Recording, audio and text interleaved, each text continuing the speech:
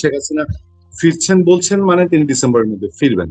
আপনার কাছে একটু জানতে চাই যে কি কৌশল এমন আছে বা থাকতে পারে যে কৌশলে শেখ হাসিনা ফিরে আসবেন। আসলে যেটা আপনাদের ওই এনডিটিভিতে ওনার ওই সাক্ষাৎকার নামে ব্যাপারটা প্রচারিত হওয়ার পর থেকে ব্যাপারে আগ্রহ তৈরি হয়েছে। কিন্তু আমি যেটা জানি যেটা হচ্ছে যে উনি 23শে জুন পার্টির প্রতিষ্ঠা উপলক্ষে একটা সাইন্ড, মানে তার নিজের স্বাক্ষরিত একটা আর্টিকেল লিখেছিলেন, এবং সেই আর্টিকেলটা লেখার পরে আমিও তার থেকে মানে খবর করেছি। সেই সাক্ষাৎকারে কিন্তু কোনো নির্দিষ্ট সময় দেওয়া ছিল না যে কবে তিনি ফিরছেন। তিনি ফিরবেন এটা বলেছেন এক। এবার কিন্তু তার প্রচার মাধ্যমের ওখান থেকে বলা হয়েছে যে তারা হয়তো যোগাযোগ করতে পারেন, ঠিক আছে, কেউ কেউ যোগাযোগ করে থাকতে পারেন, হয়তো এনডিটিভি করেছে, তখন তিনি এরকম বলেছেন। এর আগেও আমি নিজে যখন তার সাক্ষাৎকারও নিয়েছি, আমি স্পেসিফিক্যালি জিজ্ঞেস করেছিলাম যে আপনি 2026 সালের 17ই মে হলো আপনার প্রত্যাবর্তন দিবস, কিন্তু আপনি ফিরতে পারেননি, তাহলে 2027-এর 17ই মে কি ফিরবেন? এর আশা করা যায়? সেই উদ্দেশ্যে তিনি কিন্তু তখন তিনি তার জবাবে আমাকে বলেছিলেন যে আমি কোনো নির্দিষ্ট সময় বলছি না। এটা আমার পরে মনে হয়েছে যে এটা একটা তার গোপন রণনীতির বিষয়, এবং সেটা তিনি প্রকাশ্যে মিডিয়ার মাধ্যমে ঘোষণা করে, এরকম নয় যে বাংলাদেশ যখন স্বাধীন হয়েছিল 71 সালে যেরকম ঘোষণা করে শেখ হাসিনা, বঙ্গবন্ধু ফিরলেন বাংলাদেশে, মানে ভারত হয়ে, সেটা ঘোষিত অনুষ্ঠান ছিল। কিন্তু তারপরেও যে 1981 সালেও যখন শেখ হাসিনা ফিরেছেন, সেটাও কিন্তু মনে হয় তখন কিন্তু জিয়াউর রহমানের সরকার ক্ষমতায়, এবং সেই সময় তিনি ফিরেছিলেন, নিশ্চিত সেই সরকারের ওপর একটা চাপ ছিল বা সম্মতি ছিল তিনি যাতে ফিরে আসতে পারেন। ফলে আমার কাছে যেটা মনে হয়েছে সেটা হচ্ছে দুটো জিনিস। এক হচ্ছে একটা গোপনে ফেরার প্রস্তুতি, আর একটা হচ্ছে যদি নেপথ্যে কোনো আলাপ আলোচনা করে কোনো ডিল হওয়ার সম্ভাবনা যদি থাকে, যেটা প্রকাশ্যে কোনো বিএনপিও বলবে না, আওয়ামী লীগের নেতারাও, সবাই জানেন কিনা আমার সন্দেহ আছে, একমাত্র বঙ্গবন্ধু পরিবারের, মানে শেখ হাসিনা তার পরিবারের ঘনিষ্ঠ লোকেরাই হয়তো জানেন সেই পরিকল্পনা। তবে এটা ঠিক, তিনি যখন বারবার বলছেন, সকলেই মনে করে যে শেখ হাসিনা সাধারণত যেটা বলেন সেটা তিনি বাস্তবায়ন করেন, সেটা করবেন না এমন নয়, কিন্তু সকলেই অপেক্ষা করে আছেন যে ডিসেম্বরের কথাটা বেশি প্রচারিত হয়েছিল, এখন তিনি এবারও বলেছেন তাই এবছরের মধ্যে এনডিটিভির সাক্ষাৎকারে।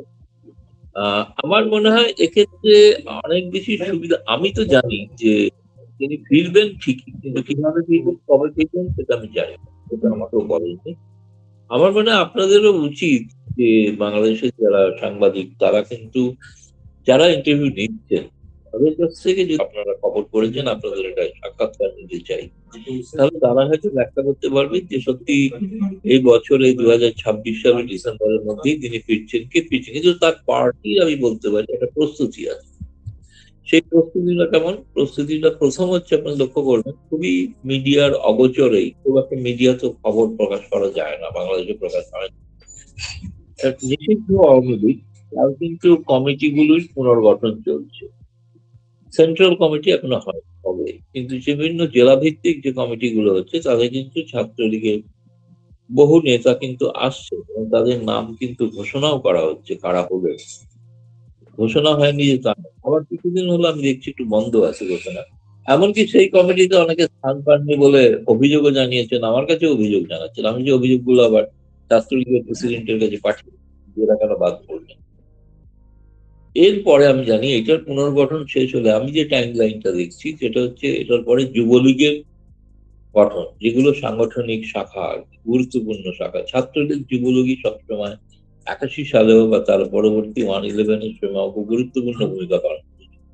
নেতৃবৃন্দের মধ্যে অনেকে পিছিয়ে পড়েছিলেন, অনেকে অন্যরকম হয়েছিল, কেউ কম্প্রোমাইজ সমঝোতা করেছিলেন সেনা সরকারের সাথে, কিন্তু ছাত্রলীগ যুবলীগ করেনি। ছাত্রলীগ যুবলীগ সেরকম কোনো পিছু টান ছিল না, তারা এখনো পিছু টান থাকবে নাই বলে মনে হয়। এবং তারা কিন্তু ঘটনা যে প্রস্তুতি নিচ্ছে সাংগঠনিক ভাবে। এটার পরে আওয়ামী লীগের কমিটি তৈরি হওয়ার ব্যাপার আছে। এখন সেটা ছাত্রলীগ যুবলীগ হওয়ার পরে যেটা আমি যেটা শুনেছি তাদের যেটা সিদ্ধান্ত সেটা সম্ভবত শেখ হাসিনা যদি ফিরতে পারেন, যদি ফেরেন, তাহলে তিনি সেটা দেশে ফিরে পুনর্গঠন করতে চান। সেক্ষেত্রে যারা দেশে আছেন একটা বড় সংখ্যক নেতা ও কর্মীও, তারা হয়তো প্রথম পর্যায়ের নেতা নন, কিন্তু এরকম অনেকে আছেন, অনেকে জেলে আছেন। তবে সেরকম তাদের নিয়ে একটা আওয়ামী লীগের কেন্দ্রীয় কমিটি পুনর্গঠিত হতে পারে আর কি। সেটা তখন বোঝা যাবে, কিন্তু তার আগে ফেরার ব্যাপারটা, চমকটা, এটা মনে হচ্ছে এখনো পর্যন্ত একটা চমকের স্তরেই আছে। হয়তো চমকই হতে পারে, যেটা সত্যি আমার কাছে কোনো খবর নেই, আমি জানি না, বলতে পারবো না। বলুন। দাদা দাদা আমি আমি এই বিষয়টা আরেকটু থাকতে চাই এই কারণে যে বাংলাদেশে ব্যাপক প্রচার এই এনডিটিভির খবরের বরাতে শেখ হাসিনা ঘোষণা দিয়েছেন যে 1 ডিসেম্বরের মধ্যে মানে এই চলতি বছর তিনি ফিরবেন, যেটা ধরে নেওয়া হচ্ছে যে চলতি বছর মানে তো 31 ডিসেম্বর। মানে আপনার কাছে কি কোনো কনফিউশন আছে যে শেখ হাসিনাকে এরকম বলেছেন কি বলেছেন না, শিওর না? কারণ এনডিটিভির কারো সাক্ষাৎকার বাংলাদেশে এই মুহূর্তে নেওয়াটা পসিবল না, কারণ বাংলাদেশে অনেক রেস্ট্রিকশন আছে। আপনি জানেন যে শেখ হাসিনা যখন এই ঘোষণা দিলেন তার সাথে সাথে ডাক্তার জাহিদুর রহমান মনে করিয়ে দিয়েছেন যে শেখ হাসিনার বক্তব্য প্রচার আদালতে নিষেধ আছে, এটা যেন সংবাদ মাধ্যম মেনে চলে। মানে এটার মধ্যেও একটা ইন্টারেস্টিং দিক আছে, একদিক দিয়ে শেখ হাসিনা আসার ঘোষণা দিয়েছেন, অন্য দিক দিয়ে বাংলাদেশ থেকে প্রেসার দেওয়া হচ্ছে যে শেখ হাসিনার বক্তব্য প্রচার না হয়। ফলে আমাদের জন্য খুব টাফ। আমরা আপনাদের মাধ্যমে কথা বলেই যতটুকু আমরা জানতে পারি, আপনার কাছে কোনো ডাউট আছে যে তিনি আসলে এরকম কোনো কথা বলেন নাই, তিনি ফিরবেন বাট কোনো সময়সীমা বেঁধে দেন নাই? না, আমার মানে ধরুন, আমার তো সাংবাদিক সহকর্মী, তিনি ইচ্ছাকৃতভাবে কিছু ভুল লিখবেন, বিশেষ করে একটা এত বড় প্রতিষ্ঠান, সেটাও তো আমার এতটা মনে হয় না। কিন্তু আমার মনে হয়েছে তার, আমার হাতে যেটা আছে সর্বশেষ তার লিখিত বক্তব্য 23শে জুনের, তাতে তিনি বলেছেন আমি দেশে ফিরবই, কিন্তু তিনি বলেননি তারপরে যে এই বছরে ফিরবো। আর তারও আগে যেটা আমি তো স্পেসিফিক প্রশ্ন করেছি, 2026 হলো না, 27-এ কি ফিরবে? উনি 27-ও তো নিশ্চিত করেননি আমাদের। সেটার কারণটা আমি আপনাকে বলতে পারছি। কারণটা হচ্ছে এই যে এই সিদ্ধান্তটা পরে তিনি, আপনাকে বলেছি হয়তো বা অন্যদেরও বলেছি, যে আমি ওনার সঙ্গে কিন্তু টেলিফোনেও কথা বলেছি, মানে শুধু ইমেলের মাধ্যমে ইন্টারভিউ নয়, টেলিফোনের ইন্টারভিউতে কিন্তু উনি কিন্তু বলেছেন যে এটা আমি এভাবে প্রকাশ্যে ঘোষণা করব না আর। এটা হঠাৎই জানতে পারবে, এরকম আর কি। আচ্ছা আচ্ছা, মানে সুতরাং আকস্মিক হয়ে পড়েছেন। আচ্ছা এই ব্যাপারটার মধ্যে একটা আপনি সেই অর্থে বলেন যে একটা ধোঁয়াশা আছে, আর ধোঁয়াশা রাখাটাও হয়তো একটা, আমার মনে হয়, সুনিয়োজিত কোনো রণকৌশল। আচ্ছা আচ্ছা আচ্ছা, সেই ক্ষেত্রে আওয়ামী লীগের অ্যাক্টিভিটিস যেটা দাঁড়িয়েছিল 23 জুন ঘিরে, সেই অ্যাক্টিভিটিসটা তো একরকম বাংলাদেশের সরকারের দিক থেকে ওটাকে সফল করে দিয়েছে, আওয়ামী লীগ কিছু করতে পারুক আর না পারুক। ভবিষ্যতে মানে খুব অল্প সময়ের মধ্যে আওয়ামী লীগ কি আবার কোনো নতুন কৌশল করছে, মানে দেশে বাইরে থাকা অবস্থায় এরকম কোনো কিছু আপনি জানতে পেরেছেন কিনা, কারোর সঙ্গে কোনো যোগাযোগ? ধরুন, এখন বলতে গেলে আমার মনে হয় 15ই আগস্টের বঙ্গবন্ধুর হত্যা, ফলে সেই হত্যার দিন তারা কিভাবে পালন করবেন তার একটা তো রণনীতি তৈরি হচ্ছে। ফলে আগস্ট মাসে একটা কিছু পরিকল্পনা আওয়ামী লীগ করবে, এটা নিশ্চয়ই শোনা যাচ্ছে, এবং শোনা যাচ্ছে সেটা ডিটেল এখনো জানি না, এবং ডিটেল নিশ্চয়ই কিছুদিনের মধ্যেই জানা যাবে সেই পরিকল্পনাটা কি। এবং 15ই আগস্ট পরে আমি যদি জানি, তারপরে তো ধরুন একেবারে 16ই ডিসেম্বর। তো 16ই ডিসেম্বর সেই বাংলাদেশের আর নতুন করে, মানে যেটা বিজয় দিবস, তো সেই বিজয় দিবস, সেইটা আর একবার বিজয় দিবস হয় কিনা সেটা এখন দেখার অপেক্ষা করতে হবে। কিন্তু আমি নির্দিষ্ট করে বলতে পারছি না যে ওই দিনে বিজয়, মানে অর্থাৎ আওয়ামী লীগের বিজয় ঘটবে এরকম কিনা জানি না। হয়তো এই দুটো দিনের কথা জানি, দুটো দিন নিয়ে তাদের প্রস্তুতি পরিকল্পনা চলছে। এবং আপনাকে আমি এটাও বলছি যে, এবং এটা যে খুব একটা আমি যেটাকে, আমি যেটা বুঝেছি বা কথা বলে অনেকের থেকে শুনে যেটা আমি অনুমান করছি, যে নিছক সপ্তাহে তো শেষ পর্যন্ত গণতান্ত্রিক কথা নাও থাকতে পারে, মানে সহিংসতাও ঘটতে পারে। তো এরকম একটা আশঙ্কা আছে, এই যে তা না। এবং যে আপনি জানেন যে যে কারণেই 23শে জুন উপলক্ষে 5-7টি জেলায় যেভাবে সেনাবাহিনী এবং বিজিবিকে নামানো হয়েছিল, তাতে বোঝা যাচ্ছে যে তারা অত্যন্ত, মানে তারা নিজেরাই আতঙ্কিত হয়েছিল এবং তাদের তাদের গোয়েন্দারাও কোথায় এমন কোন রিপোর্ট দিয়েছিলেন যে উনি ফিরে আসছে, সুতরাং আপনারা প্রস্তুতি নিন। তো সেরকম ঘটনা সেই গোয়েন্দা রিপোর্টের ভিত্তি সেনাবাহিনীর তো গোয়েন্দা আছে, আপনি ভালো করেই জানেন, ডিজিএফআই আছে, এনএসআই আছে, তারা হয়তো খবর দিয়েছিল ভয়ঙ্কর কিছু করতে পারে। নাহলে এরকম 7টা জেলায় সেনাবাহিনী দিয়ে মুড়ে দেওয়া মনে হচ্ছে যুদ্ধক্ষেত্র আবার একটা তৈরি হলো। তো সেরকম সিন দৃশ্য তো হওয়ার পেছনে নিশ্চয়ই তাদের কাছেও কোনো একটা ইনপুট আছে। সবচেয়ে ভালো খবর তো তারা রাখবেন, ফলে তারা জানেন সত্যি কি ঘটছে। তো আমার মনে হচ্ছে আবার হয়তো 15ই আগস্টে কিছু ঘটনা ঘটতে পারে বলে মনে হয়, ইমিডিয়েটলি এখনই আগামী দিনের জন্য যেটা দেখছি। বাংলাদেশে শেখ হাসিনার এই ফিরে আসার কথা বলা বা তা আওয়ামী লীগের আবার একটু নাড়াচাড়া দেওয়ায় দেখা গেছে যে বিএনপি এবং জামাতে ইসলাম কাছাকাছি চলে এসছে। অনেকে আমাদের দেশেও আলোচনা হচ্ছে যে এটা ওই মেসির তারপরে রোনালদোর মিউচুয়াল আন্ডারস্ট্যান্ডিং বা একটা আমি তুমি গেমের মতন সংসদে অনেকটা আন্ডারস্ট্যান্ডিং এ চলা, বাইরেও আন্ডারস্ট্যান্ডিং এ চলা, এবং আলটিমেটলি তাই বিএনপি যেই টোনে কথা বলছে, জামাতে ইসলামী এনসিপি একই টোনে যে শেখ হাসিনা আসলে এই হবে সেই হবে, ফেরানোর চেষ্টা। আপনার কি মনে হয় যে যে শক্তি এখানে এখন আছে এইটা ফেস করার এই মুহূর্তে আওয়ামী লীগের সক্ষমতা তৈরি হয়েছে? না, আওয়ামী লীগের সক্ষমতা আছে, সক্ষমতাকে তাকে সবুজ সংকেত দেওয়া হচ্ছে কিনা সেটা হচ্ছে একটা ব্যাপার। কারণ এটা ঘটনা, আওয়ামী লীগকে যদি বলা হয় তারা নেমে পড়তে নামে, সেক্ষেত্রে এরা যে কারণেই কাছাকাছি হচ্ছে সেই কারণটাই হচ্ছে বিএনপি বা জামায়াতের এরা এক হলেও তো আওয়ামী লীগকে কোনো প্রতিহত করতে পারেনি কোনোভাবে। যদিও আওয়ামী লীগ ক্ষমতায় ছিল, তাদের একটা অ্যাডভান্টেজ ছিল ঠিকই, কিন্তু এটা ঘটনা যে সেটা তারা জানেন এবং তাদের এই যে বিরোধী দল হিসেবে যে থাকাটা, এটা গোটাটাই আমার কাছে মনে হয় যে একটা মানে অ্যারেঞ্জমেন্ট সহ, মানে একটা সরকার পক্ষ আর একটা সরকার পক্ষের বিরোধী দল। সরকার পক্ষের মানে রাজনৈতিক দিক থেকে বিরোধী দল, যেরকম একসময় শেখ হাসিনার সময় ছিল না, বিরোধী দল ছিল না, তাদের মন্ত্রিত্বও করেছে, তাই না? রতন মন্ত্রীও ছিলেন।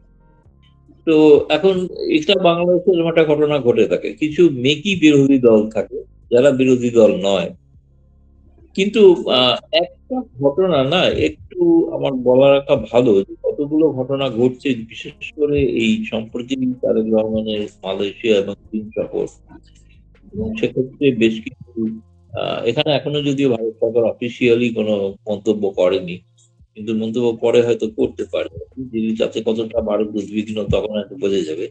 এখন আপাতভাবে মনে হচ্ছে সেরকম উদ্বিগ্ন নয়, কিন্তু গতকাল যে ওই শেখ হাসিনার পন্থী এবং জাসদ পার্টিতে ইনুর যে কারাদণ্ড দেওয়া হলো, এই বিষয়টা একটু ভারতকে নাড়িয়েছে। নাড়িয়েছে তা নয়, যে মনে হচ্ছে যেন একতরফা ভাবে একটা সরকার অনেক কিছু করে, সবটা তারেক রহমানের হাতে নেই, তারেক রহমানকে অন্য কেউ কোনোভাবে পরিচালনা করছে। আপনি হয়তো জানেন তো যে মানে বাংলাদেশে তারেক রহমান সরকার ক্ষমতায় আসার পর প্রথমে ধারণা হয়েছিল যে চাঁদাবাজিটা থাকবে না, তাই না? কিন্তু এখন চাঁদাবাজি ঘটছে এবং এই এনসিপি নেতারাই করছে। সেটা হচ্ছে কি করছে, তারা শিল্পপতি ব্যবসায়ীদের, প্রখ্যাত এক শিল্প সংস্থাকে যে হুমকি দিচ্ছেন মেম্বার অফ পার্লামেন্ট, তাকে চাঁদা দিতে হবে, চাঁদা না দিলে তিনি তার ব্যবসার কাজ করতে দেবেন। সংবাদপত্রে প্রকাশ করেছে বাংলাদেশ, অবশ্য সংবাদপত্র পড়েই জানছি।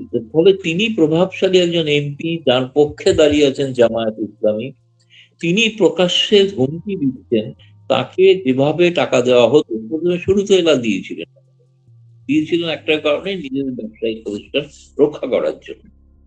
কিন্তু সেটা তারা নির্বাচনের পর তারা দেখেছেন একটা নির্বাচিত সরকার এসে সেই চাঁদা দেওয়াটা বন্ধ করে দিচ্ছে, কিন্তু তারপরেও সে চাঁদা তারা চেয়েই চলেছে।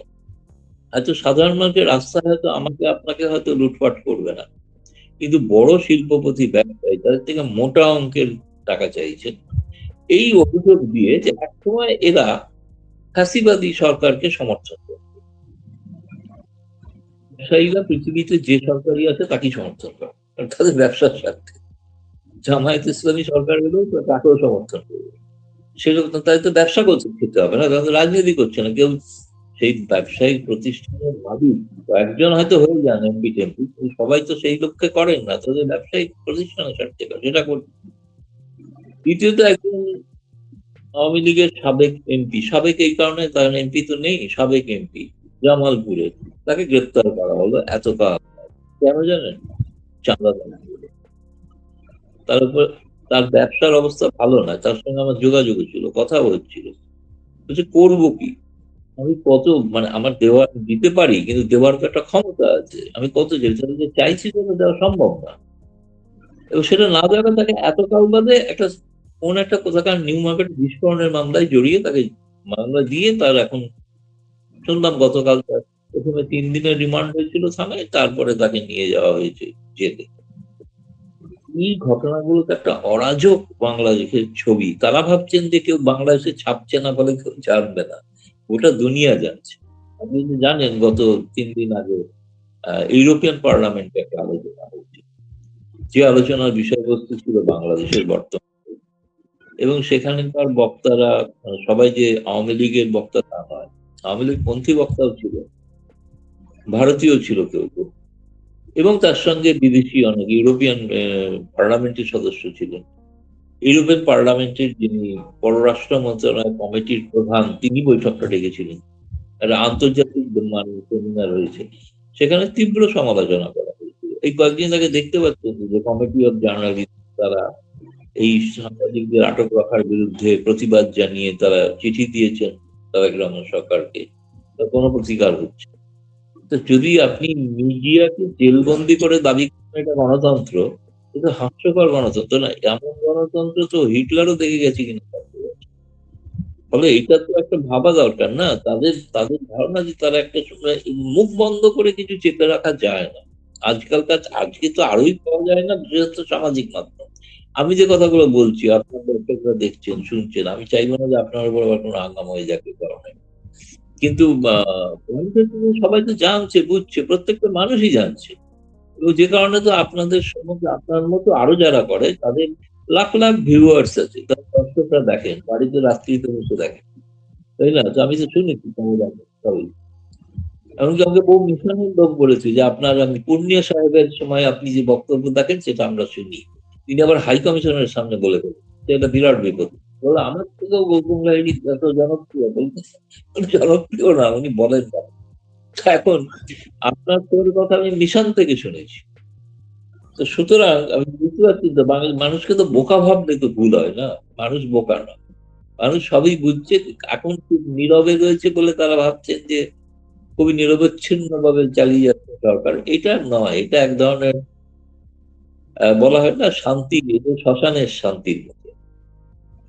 বলুন। দাদা, দাদা, আর এই আওয়ামী লীগ প্রসঙ্গে লাস্ট জানতে চাবো, সেটা হচ্ছে যে শেখ হাসিনার ফিরে আসার সাথে ভারতের কোনো সম্পৃক্ততা থাকবে কি, এনি কাইন্ড অফ?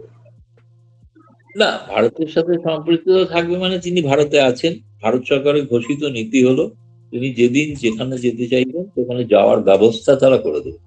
এটা ঘটনা, ভারত ব্যবস্থাটা করে দেবে। কিন্তু তিনি যখন চলে এসেছিলেন বাংলাদেশ থেকে, তখন তো বাংলাদেশের সেনাবাহিনী তাকে পাঠিয়েছিল এবং তারা জানিয়েছিল ভারতকে, এবং ভারত সাদরে তাকে আমন্ত্রণ জানিয়েছেন, গ্রহণও করেছেন, তাকে আশ্রয় দিয়েও রেখেছেন, তাই না? ফলে তিনি যখন যেতে চাইবেন, যার মতো পরিবেশ পরিস্থিতি হলে, এবং ভারত সরকার নিশ্চয়ই যে কারণে তাকে ফেরত দিচ্ছেন না, তার কারণ হচ্ছে তার জীবনের নিরাপত্তা রয়েছে, বিষয়টা প্রধান। ফলে জীবনের নিরাপত্তা লঙ্ঘিত হলে সেরকম অবস্থায় ভারত সরকার কি করবে বলা মুশকিল। দাদা, এখনের সাবজেক্ট হচ্ছে ম্যাঙ্গো ডিপ্লোমেসি। আমরা জানি যে আমাদের প্রাইম মিনিস্টারের উপহারের আম আপনার বাড়ির আঙিনা পর্যন্ত পৌঁছেছে। সেই আমের মিষ্টতা আমাদের সম্পর্কের ক্ষেত্রে কোনো প্রভাব ফেলবে কিনা? দেখুন, এই যেটা বাংলাদেশ ভারতের ক্ষেত্রে বলা হয় তাকে হিলসা ডিপ্লোমেসি, ম্যাঙ্গো ডিপ্লোমেসি, এগুলো সব শেখ হাসিনা করতেন। সেটার একটাই ভালো দিক বলবো, যে এটা ধারাবাহিকতা বর্তমান সরকার, এমনকি ইউনূস আমলে এসেছিল, কিন্তু দুর্ভাগ্যক্রমে সেটা সবাই পায়নি। কিন্তু এইবার তারেক রহমান বিভিন্ন, মানে ভারতের প্রধানমন্ত্রী, রাষ্ট্রপতি, বিরোধী নেতা নেত্রী এবং কিছু সাংবাদিক, তারা পেয়েছেন এই আম্রপালি। এবারে আম্রপালি আমের ঝুড়ি দেওয়া হয়েছে। আম্রপালি ঝুড়ির ওপরে তারা যদি ইংরেজিতে পড়ে দেখেন, তার যে আসল নামটা ইংরেজি, মানে বটানিক্যাল নাম, তাদের নামটার সঙ্গে কিন্তু ইন্ডিকা জড়িত আছে। মানে একটা অনেক এরকম বটানিক্যাল নেম আছে, নাম আছে যার সঙ্গে ইন্ডিয়া যুক্ত। ফলে সেই আমটা আচ্ছা, বাংলাদেশে হচ্ছে, এবং সেই আমটার প্রজাতি, এটা আমাদের পশ্চিমবঙ্গ হয়ে থাকে আম্রপালি, তো এই নামটা কিন্তু বেশি কারণেই বোঝা যায় যে নামটা উৎপত্তিটা হচ্ছে যেহেতু ভারতে এটার প্রথম হয়েছিল, তার পরীক্ষা নিরীক্ষা বাংলাদেশেও হচ্ছে। পশ্চিমবঙ্গের মুখ্যমন্ত্রী পেয়েছেন অতীতে যেরকম মমতা বন্দ্যোপাধ্যায় পেতেন, এখন বিরোধী নেত্রী মমতা বন্দ্যোপাধ্যায়কে দিয়েছেন কিনা সেটা আমি জানি না, দিদি কিছু বলতে পারবো না। আসামের মুখ্যমন্ত্রী পেয়েছেন, ত্রিপুরার মুখ্যমন্ত্রী পেয়েছেন, আর সৌভাগ্যক্রমে দেখলাম এবার আমার কাছেও এক জুড়ি এসে হাজির হয়েছে। আচ্ছা। দাদা, ধন্যবাদ, সর্বশেষ ধন্যবাদ তাদের। বাংলাদেশের প্রাইম মিনিস্টারকে আপনি ধন্যবাদ জানাচ্ছেন, ঠিক আছে, থ্যাংক ইউ ভেরি মাচ দাদা। সবশেষ সাবজেক্ট হলো চায়নার সাথে বাংলাদেশের তিস্তা প্রকল্প প্রায় ফাইনালের পথে। চায়না আগ্রহী, চায়না বাংলাদেশে আগ্রহে সাড়া দিচ্ছে। বারবারই আলাপ হচ্ছে ভারত এটা কিভাবে নিবে, ভারত কিভাবে নিচ্ছে। না, আপনি যদি ভারত, বাংলাদেশ, চীন যদি যৌথ বিবৃতি যেটা হয়েছে, লেখা হয়েছে, যৌথ বিবৃতিটা যদি পড়েন ভালো করে তিস্তা প্রসঙ্গে, তাতে কিন্তু একটা লাইন চায়না বলেছে, সেটা হচ্ছে আমরা আমাদের সক্ষমতা এবং প্রকল্পের যোগ্যতা বিচার করে সিদ্ধান্ত নেব। এইটা নয় যে সিদ্ধান্ত হয়ে গেছে, সিদ্ধান্ত হয়নি। এটা কিন্তু আমার কাছে মনে হয় যে চীনের তিস্তা সম্পর্কে সিদ্ধান্তের একটা ডিপারচার। আগে যতটা আগ্রহী ছিলেন, চীনের রাষ্ট্রদূতরা রোজ ঢাকায় প্রেস কনফারেন্স করে বলতেন ভারতের চাপে ভয়ে দিতে পারছে না তিস্তা প্রকল্প। বহুকাল ধরে তো ওয়াং ইং বলে যে রাষ্ট্রদূত ছিলেন, তিনি তো প্রেস কনফারেন্স করে বলতেন যে আমাদের ডিপিআর দেওয়া হচ্ছে না, ডিপিআর এর জন্য অপেক্ষা করছি। এখনো বাংলাদেশে কিন্তু সেই ডিপিআরটাই তৈরি করে আগে দিতে হবে। বাংলাদেশের যদিও পার্লামেন্টে বলেছেন, প্রধানমন্ত্রীও বলেছেন যে তিস্তা প্রকল্প হবেই, কিন্তু এটা হচ্ছে বাংলাদেশের তরফ থেকে একটা আকাঙ্ক্ষা।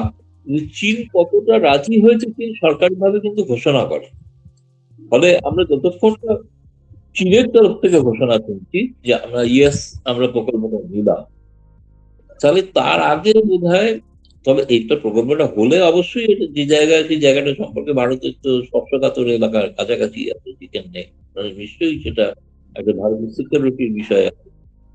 ভারত আশা করে যে বাংলাদেশ সরকার বারবার বলেছে বাংলাদেশের মাটি ভারত বিরোধী কাজে ব্যবহার হবে না, খলিলুর রহমান ভারতে এসে বলে গেছেন, এমনকি সাংবাদিকদেরও বলেছেন।